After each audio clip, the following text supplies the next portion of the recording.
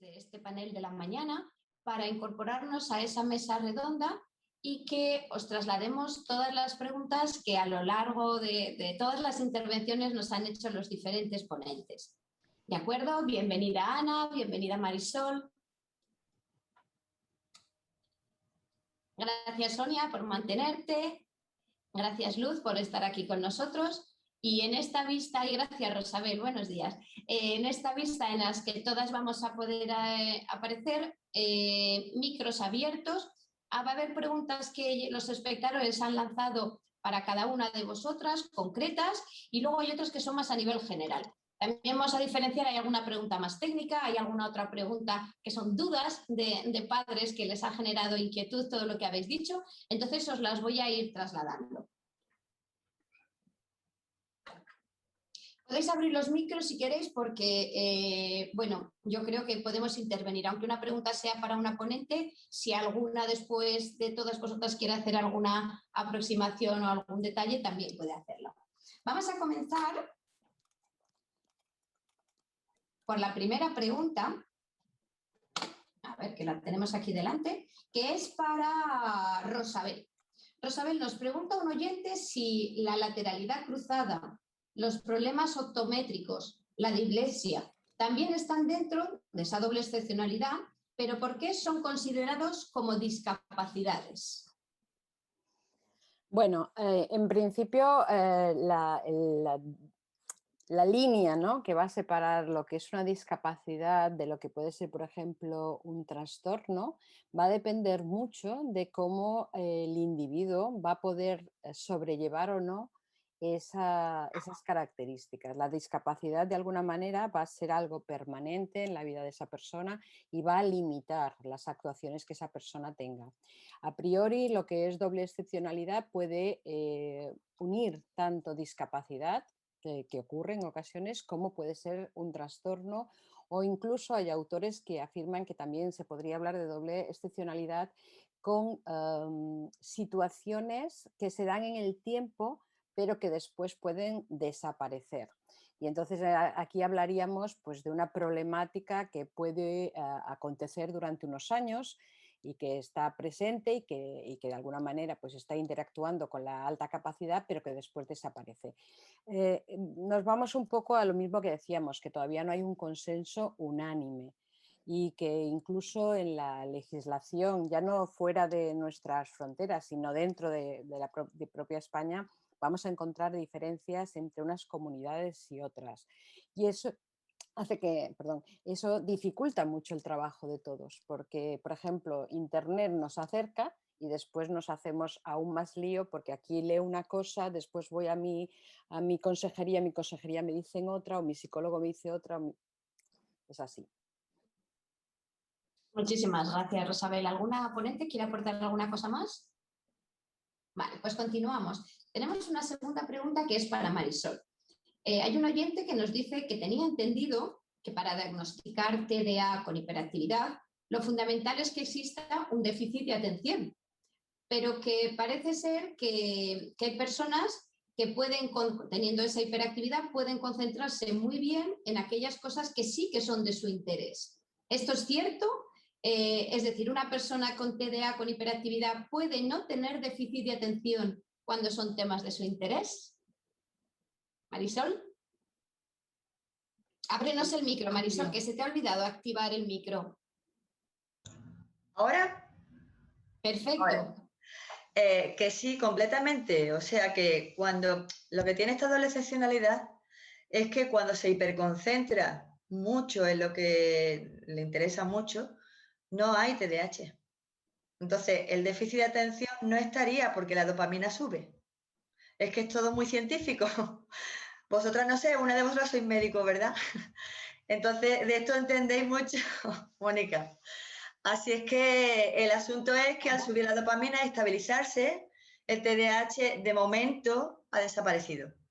Así es que le diría que sí, que a la pregunta, pues que ese déficit de atención está porque es un asunto crónico el TDAH, pero en ese momento parece que no está. No sé si he explicado bien.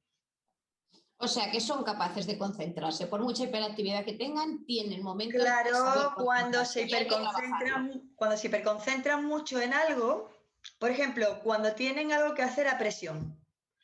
Esta doble excepcionalidad actúa muy bien a presión.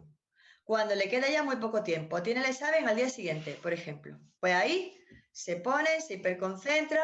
Hombre, si ya tienen una falta de expectativas, tienen unas expectativas no realistas sobre el asunto, pues tienen que estudiar 10 temas, ¿no? La noche anterior, eso es una expectativa no realista. Pero si es un tema o son unas paginillas, pues lo va a sacar muy bien.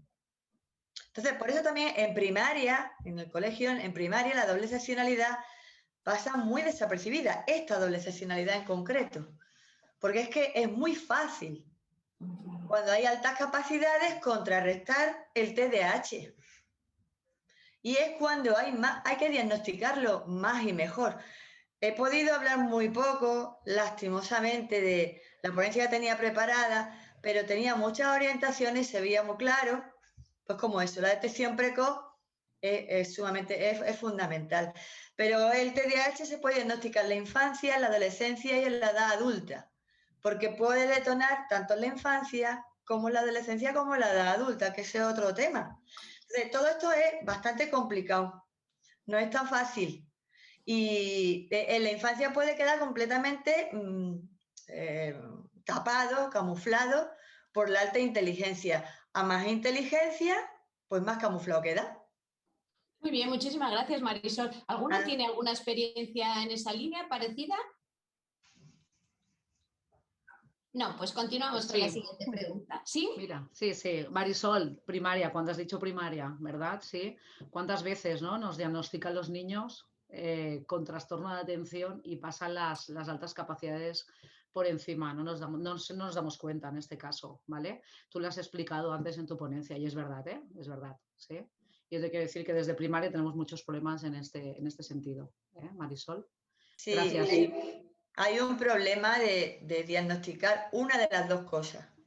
O las altas capacidades sola y no darse cuenta del TDAH, o el TDAH solo y no darse cuenta de altas capacidades. Ahí está el problema, realmente. Correcto.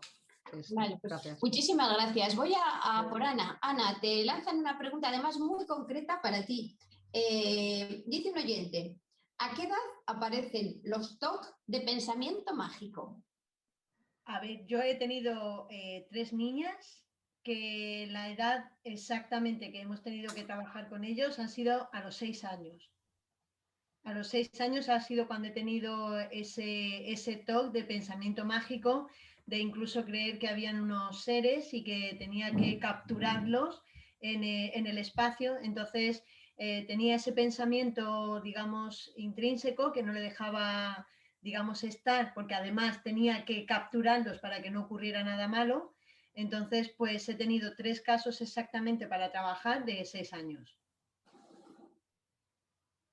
Y no hay ningún estudio, conoces, que pueda haber analizado, sobre todo, pues a lo mejor de salud, este tipo de apariciones en estos trastornos, no se sabe. Sí, por lo que he estado mirando, a ver, lo general es que aparezcan, pues como he dicho, ¿no? Sobre los 8, sobre los 10 Vale. años, es lo más normal que empiecen a aparecer según todos los estudios.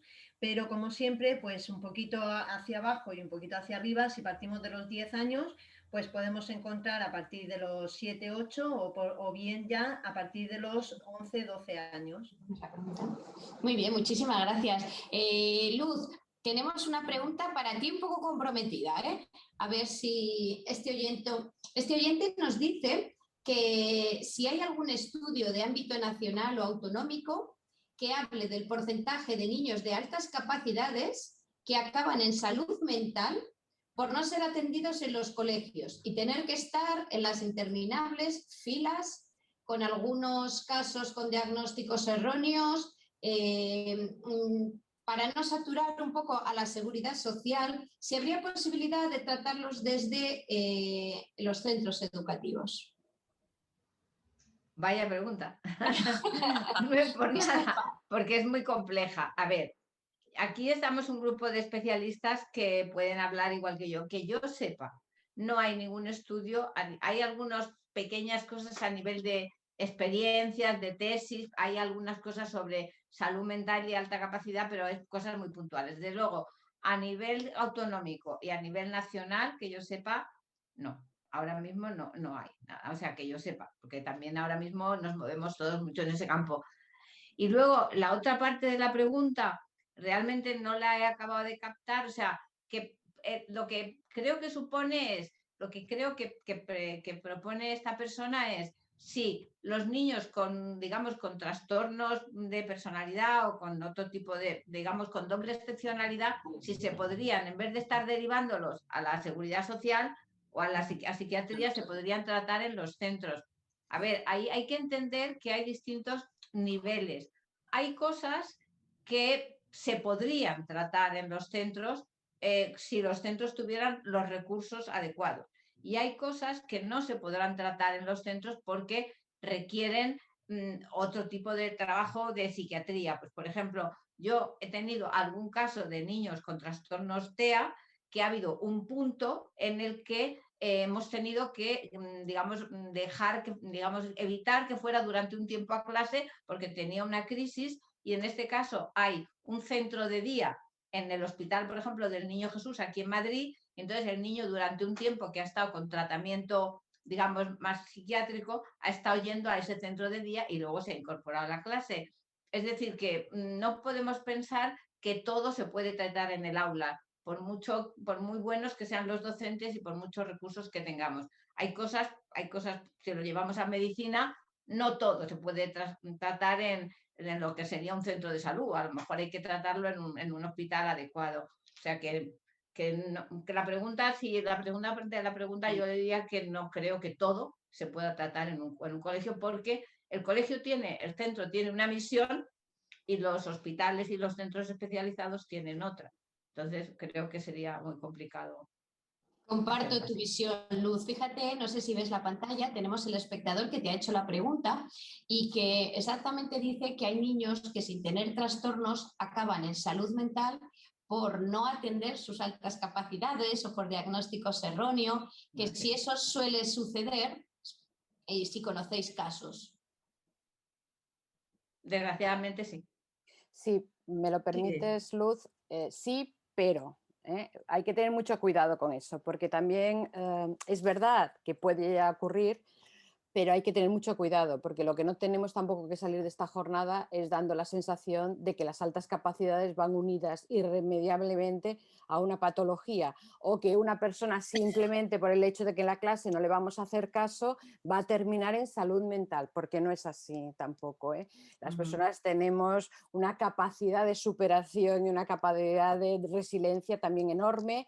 Tampoco los centros son una intervención o una falta de atención prioritaria significa que necesariamente eso se traduzca en una falta de salud mental.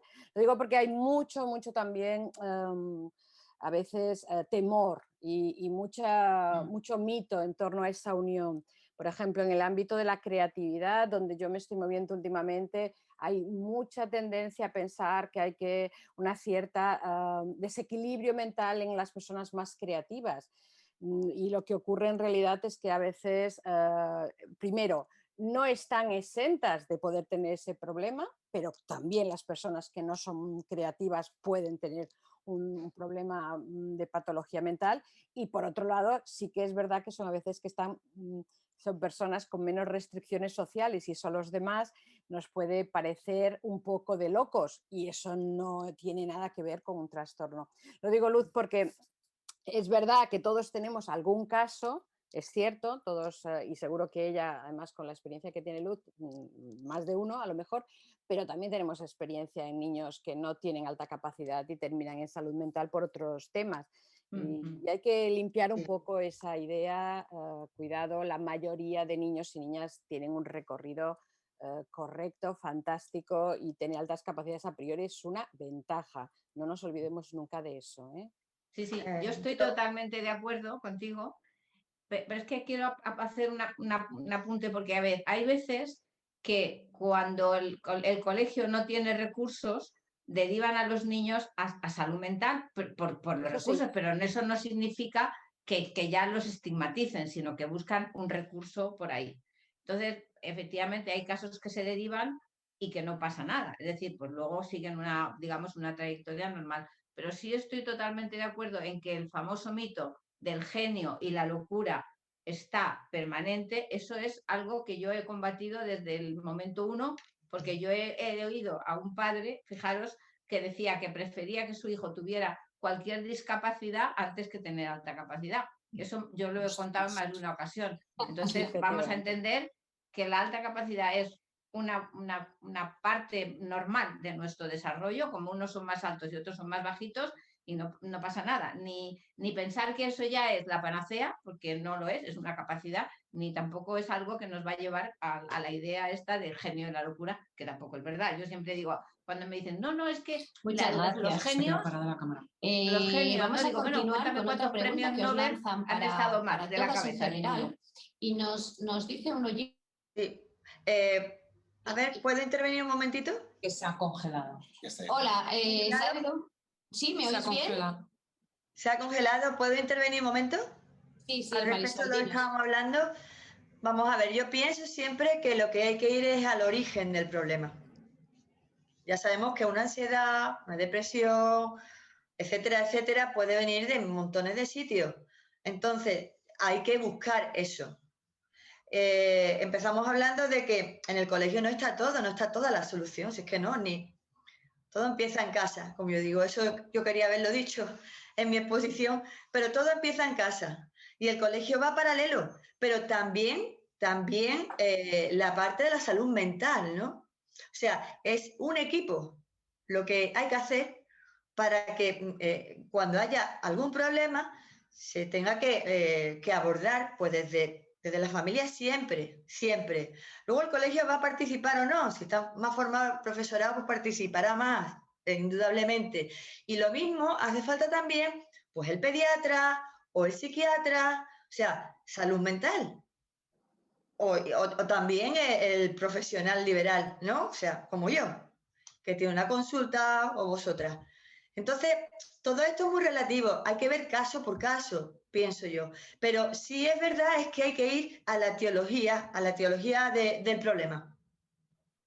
Muy bien, muchísimas gracias.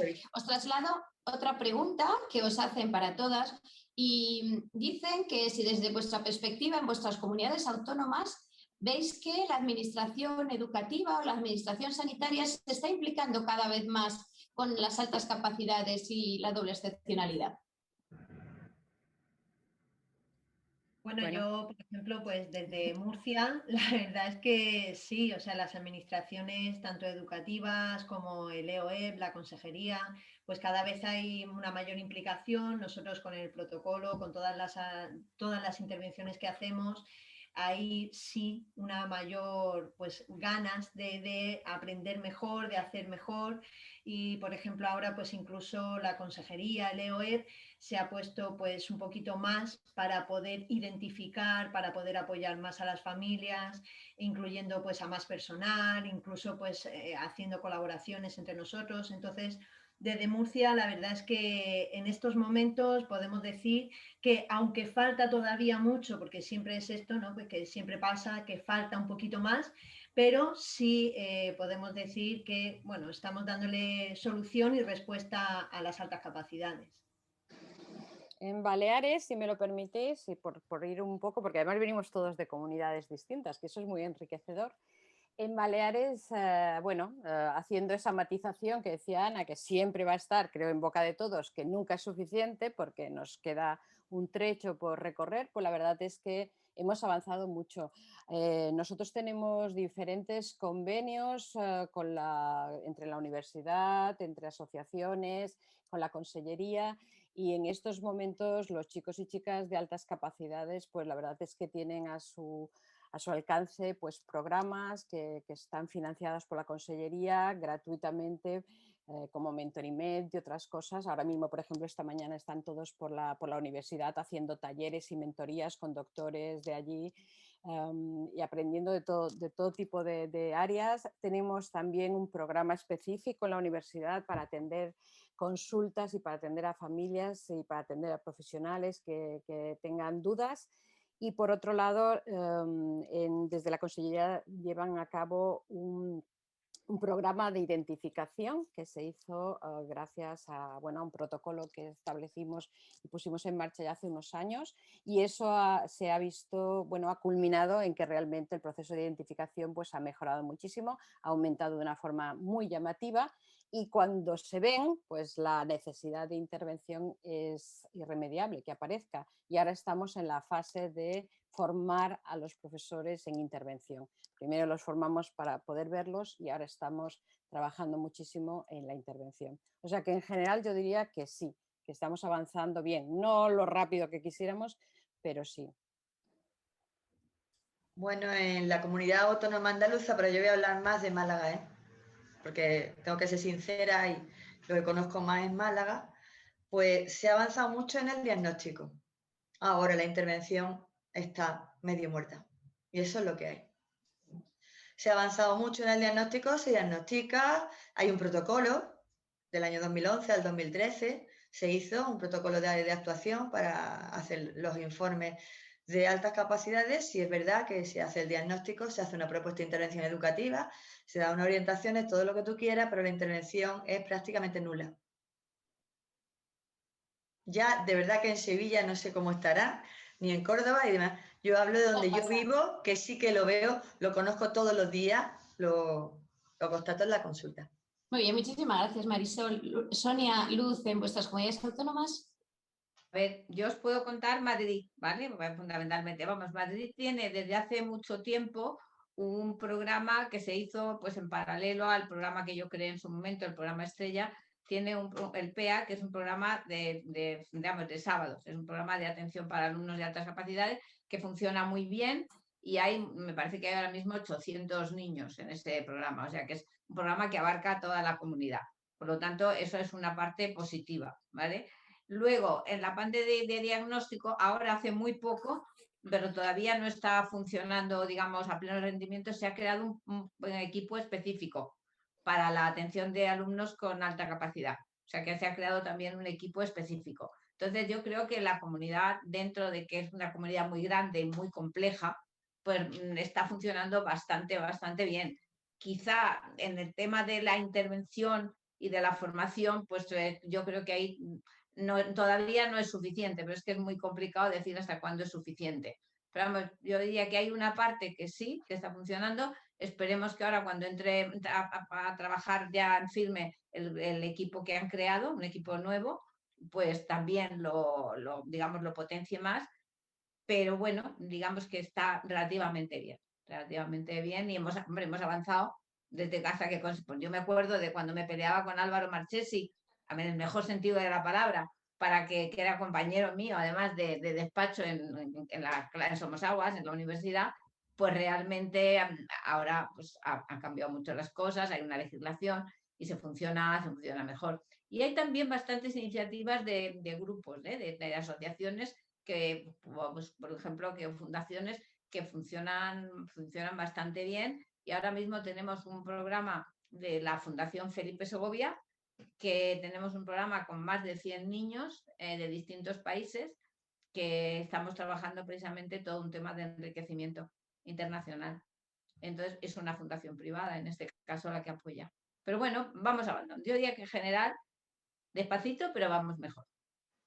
Sonia, en Cataluña, ¿cómo lo veis?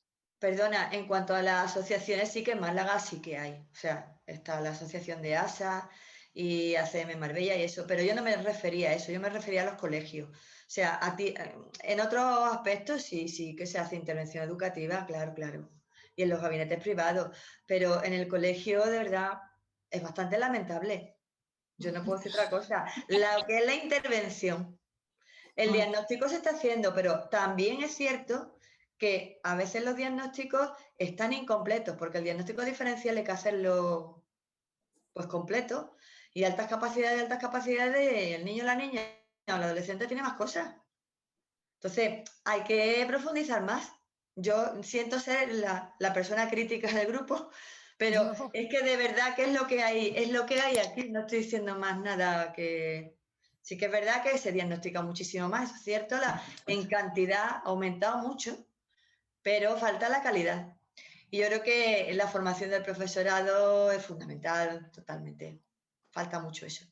Sonia, en Cataluña, ¿cómo lo llevan? Bueno, yo os voy a explicar. Desde Cataluña sí que la Universidad de Barcelona se está haciendo un máster internacional para formar a docentes sobre altas capacidades.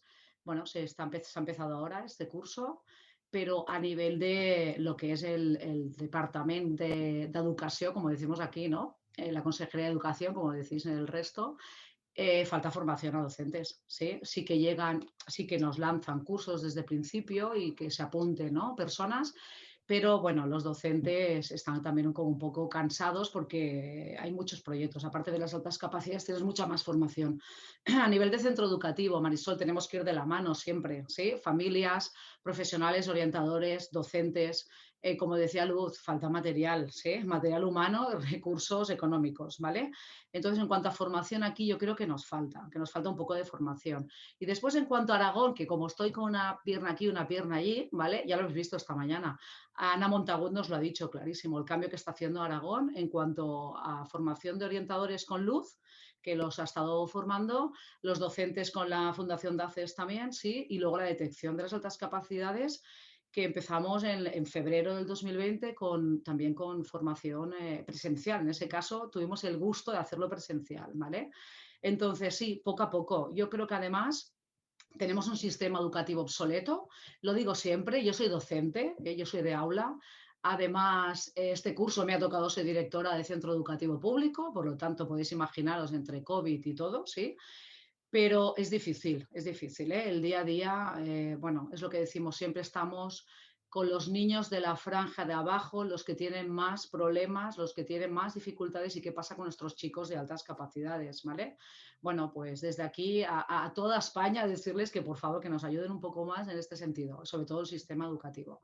Cuando este sistema educativo cambie, yo creo que nuestros niños con altas capacidades serán más felices en las aulas en este caso, ¿vale? Estoy de acuerdo totalmente, Sonia. Quiero agradecer al ponente que ha hecho la pregunta, pues porque nos ha permitido al público que tenemos de todas las partes de España, pues conocer, ¿no? No solo la realidad que la primera intervención de la directora general ha dado de Aragón, sino que ha podido un poco que todas transmitierais esa visión de vuestra comunidad. Tengo dos preguntas más, que son también generales, que son dos casos específicos. Ya sabéis que, bueno, es muy difícil sin conocer el contexto, pero hay dos familias que nos han hecho dos preguntas que voy a ver si somos capaces de echarles una pequeña mano, entendiendo la dificultad que tiene el no conocer el caso, ¿de acuerdo? Hay un padre que pregunta que tiene un hijo de 9 años, que tiene 4 talentos, el creativo, el visoespacial, el verbal, el musical, tiene un TDAH con hiperactividad, inatento, impulsivo, así define este padre, tiene un TEA en grado 1, y dice si habría alguna opción que nos permitiera poder atenderle en todas sus necesidades. Dicen que trabaja la inteligencia emocional para gestionar sus emociones y tiene una gran falta de socialización y se siente muy frustrado. Yo pienso que habría que trabajar la fortaleza y las limitaciones, las debilidades, ¿no? Ya está trabajando la parte emocional. Si la parte emocional sabemos que no hay nada que hacer, la parte intelectual no funciona. Entonces, bueno, ya está trabajando la parte TEA, digamos, ¿no? La parte TDAH también. Y la fortaleza, la que le va a dar el input, la motivación a este niño, será trabajar también las altas capacidades. O sea, porque es la fortaleza dentro de su múltiple excepcionalidad y no la podemos abandonar, que es lo que suele ocurrir. O sea, lo que hemos estado aquí diciendo, ¿no? De alguna manera, se van trabajando las limitaciones, más o menos, pero se deja la parte fuerte de la persona.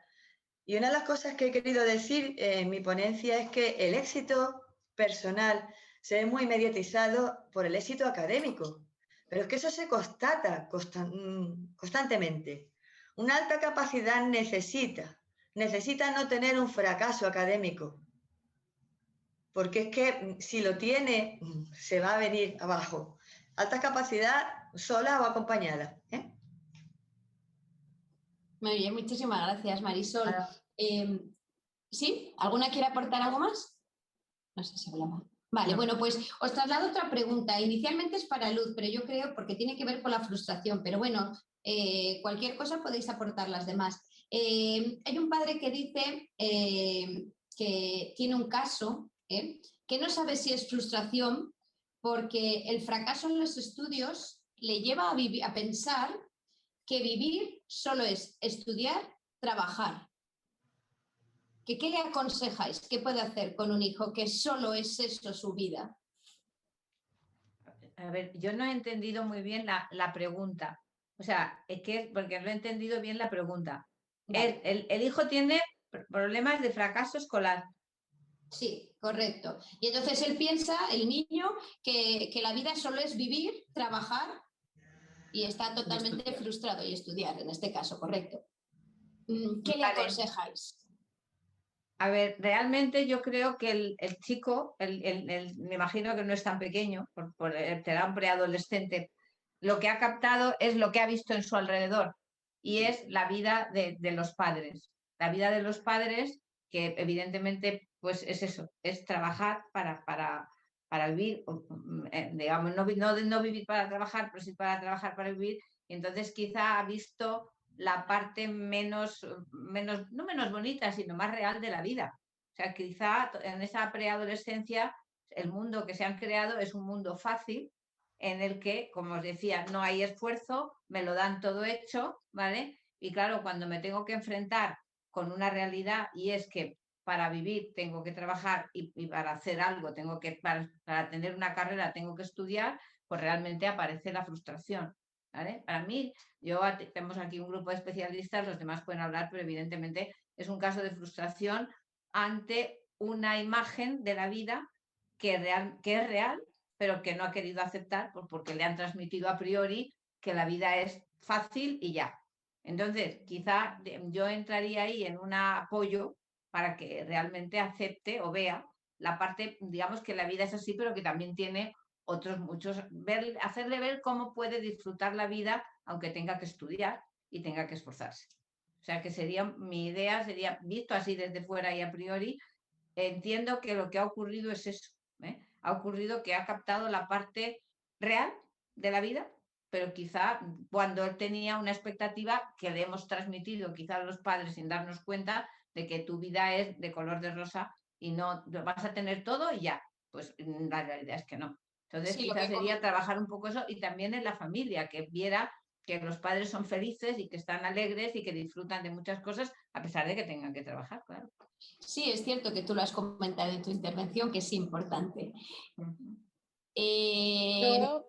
Una cosilla que me gustaría, con lo que ha dicho Luz, yo, por ejemplo, he tenido casos que me han dicho lo mismo y algo que me ha venido muy bien es hacerle una gestión del tiempo y es con ellos ver realmente las horas del día que hay, las horas que realmente utilizan para estudiar, las horas que realmente van al colegio y el resto de las horas, algunos incluso se sorprenden de ver que les queda pues 16 horas del día en las cuales me pasó con un niño que decía, no me lo puedo creer, paso 10 horas jugando videojuegos y no lo había visto nunca. Entonces, el hecho de hacer esta gestión del tiempo a mí, por ejemplo, me ha venido muy bien porque ahí sí un poco delimitas el hecho de, mira, estas horas estás trabajando, pero realmente tienes todas estas horas en las cuales, ¿qué haces? O sea, ¿cuál es tu ocio?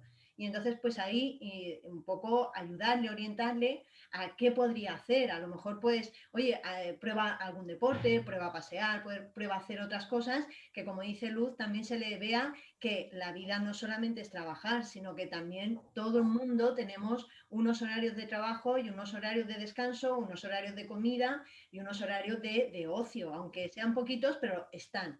Entonces, pues un poco llevarlo a la realidad con datos objetivos que muchas veces les vienen muy bien.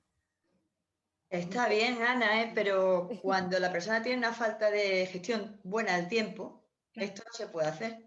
No, le ayudas tú, claro, Sí, tú le ayudas, la persona no lo puede ver. no lo ven igual, no, porque es que no llegan a verlo, tiene que ser que no esté la parte, por ejemplo, TDAH. Si no está, vale, tu opción es muy buena. Pero si está, complicado, ¿eh? Pero sí que los padres que sepan, que tengan autoconciencia de que la vida no es trabajar, no es vivir para trabajar, sino es trabajar para vivir, lo contrario, esto es fundamental. Y que tampoco hay que que la vida es tan fácil, ¿no? Son las dos cosas de la pregunta que ha formulado la persona, ¿no? Que es lo que estamos viendo aquí. Bueno, yo me gustaría ya por añadir algo, porque la verdad es que habéis dicho muy buenas ideas todas mis compañeras, pero quisiera si acaso ir un poco más atrás. Muchos de estos chicos y chicas, cuando son pequeños, y seguro que hay aquí padres que tienen niños más pequeños, a Luz lo veía muy bien, ¿no? Yo también he anticipado que probablemente se trataba de un chico o una chica preadolescente, por la forma, ¿no? de responder. Pero cuando son un poco más pequeños, es muy fácil caer en la trampa de que como tienen capacidad y les es sencillo, pues ya nos va bien y sacas una buena nota, no importa esforzarse. Por ejemplo, yo me he encontrado incluso con la propuesta de transmitirle a las familias, bueno, tienes aquí un hijo, una hija, esto es indiferente, que tiene una buena capacidad, podríamos intentar hacer unos retos y decirte, uy, pero entonces las notas van a bajar, uy, pero entonces va a tener que hacer en casa, a lo mejor tiene que esforzar. Y entonces como que se achantan, o sea, no les apetece que tengan ese sobreesfuerzo. Claro, si el niño va viviendo como de rentas los primeros años, es muy probable que en el momento en que eso no sea suficiente, se dispare esa frustración de la que hablábamos. Porque claro, no solamente lo he visto, no solamente me lo han enseñado, es que lo he vivido en propias carnes. Yo iba a clase y solo de lo que escuchaba, solo de lo que repasaba, me era suficiente. Ahora que me estás diciendo que me tengo que esforzar, entonces ¿esto qué es? ¿No? Y ahí se genera. Si a eso le unes una edad tan compleja en ocasiones como en la preadolescencia, con la aparición de ofertas tan variadas, ¿no? Que son tan atractivas y que por tanto la escuela, quieras o no, tiene competidores muy fuertes, pues es muy fácil que se desanimen, que no les apetezca. Y por ahí yo entiendo muy bien la postura de Marisol, perfectamente, pero estoy de acuerdo con Ana. El aprendizaje estratégico va a ser una de las bases o una de las soluciones, pero se tendría que empezar antes, bajo mi punto de vista, en torno a los tercero o cuarto de primaria, si no lo hemos hecho bien, ya se va a empezar a ver un fallo, ¿no? Hasta ahí todo va muy bien, los chicos van encantados, pero en tercero o cuarto de primaria se empieza a ver el fallo, de que ya las cosas no encajan tan fácilmente. De ahí tratar las dos cosas, o sea, claro. Hay limitaciones que están obstaculizando lo que ha propuesto Ana. Entonces, trabajémosla porque va a funcionar tu propuesta de intervención. Pero es que si no, no funciona, ¿eh?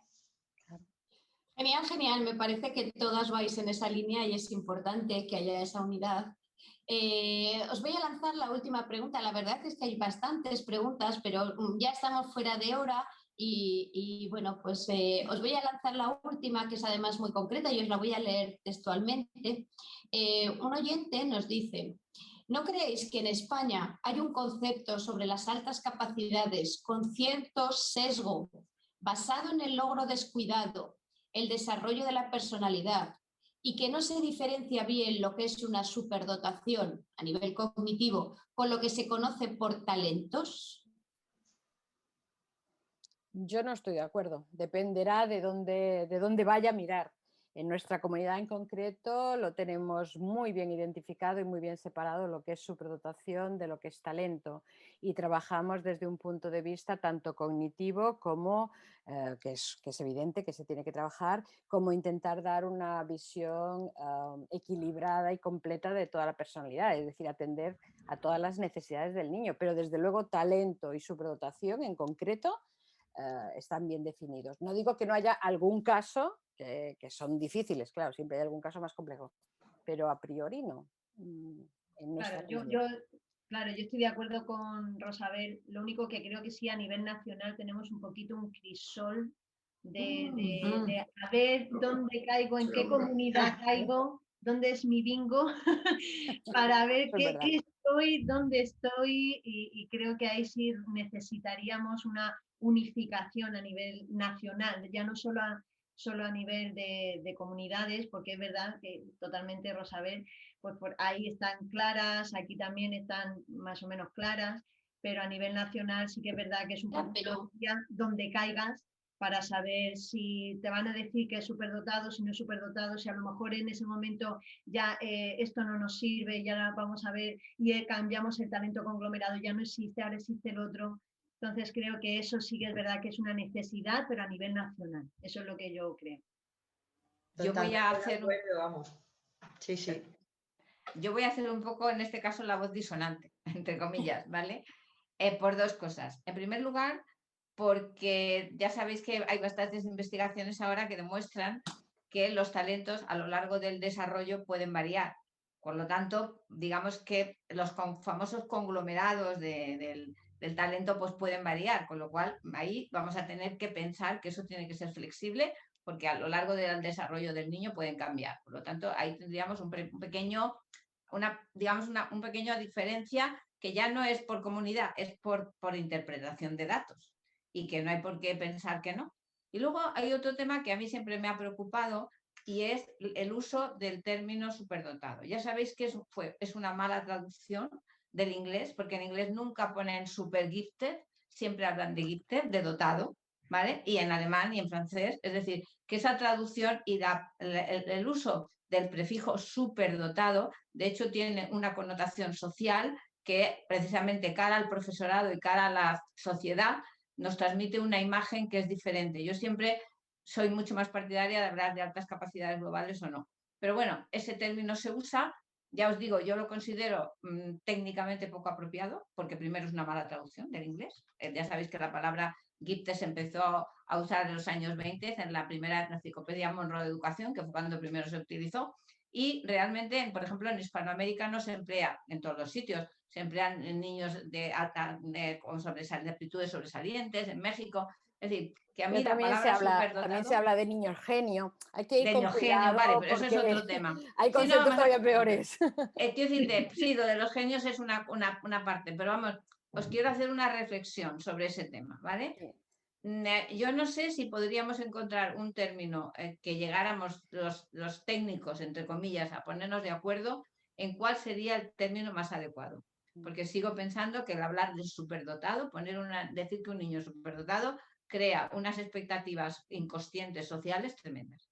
Estoy de acuerdo, totalmente. Que deberíamos intentarlo los, entre comillas, expertos, las personas que trabajamos este campo, en ponernos de acuerdo y buscar una denominación que primero fuera una buena traducción de la original, que es gifted, ¿vale? Y que quitarle esa, digamos, esa impronta social. Porque en cuanto dice, es un superdotado, ya todo el mundo piensa que tiene que ser perfecto y poco menos que tiene que salir volando con la capita como Superman. Y eso es lo que yo intento siempre evitar cara a las familias y cara a la sociedad.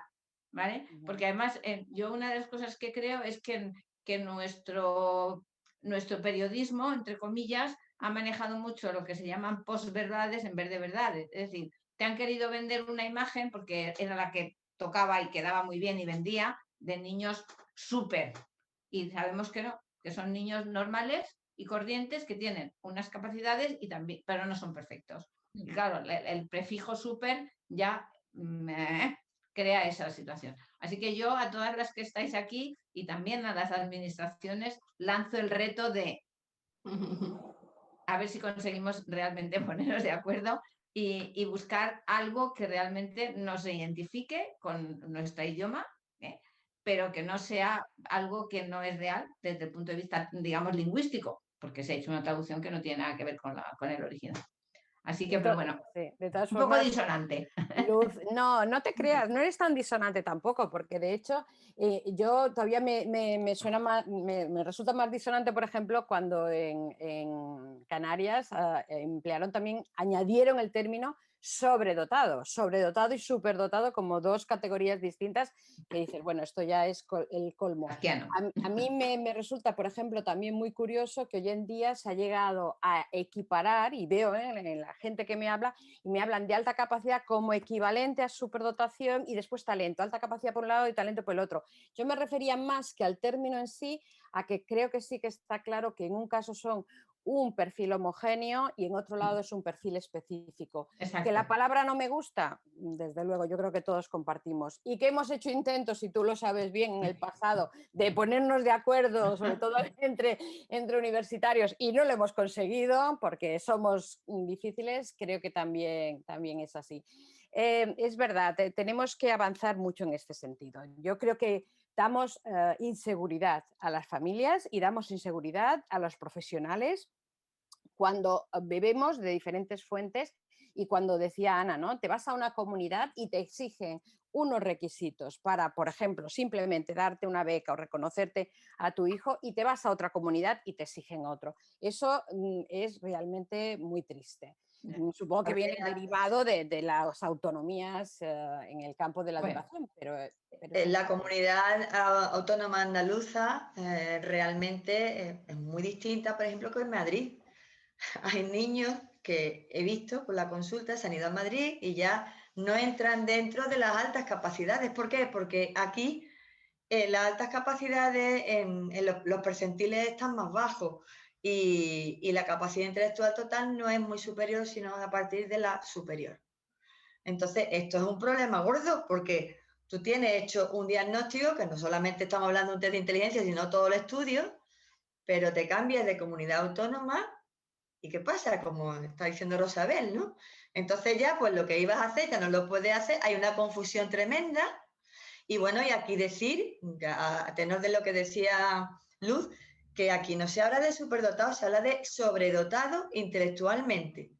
Que el percentil está en 75, para mi gusto, muy bajo, voy a decir lo que opino, en todo lo evaluado. En 75, a partir del 75. Y luego ya pues tenemos los talentos complejos en percentil 80 en las tres áreas determinadas, también bajos desde mi punto de vista. Y con lo único que yo estoy de acuerdo es con el talento simple, que está a partir del 95 en las 5 áreas. De verdad que sí. Pero estoy hablando de lo que se hizo en el 2011-2013 por la Administración Educativa aquí en Andalucía. Sinceramente, creo que llevo mucho tiempo en el mundo de las altas capacidades para tener un espíritu crítico, ¿no? Y estoy dando solamente mi opinión.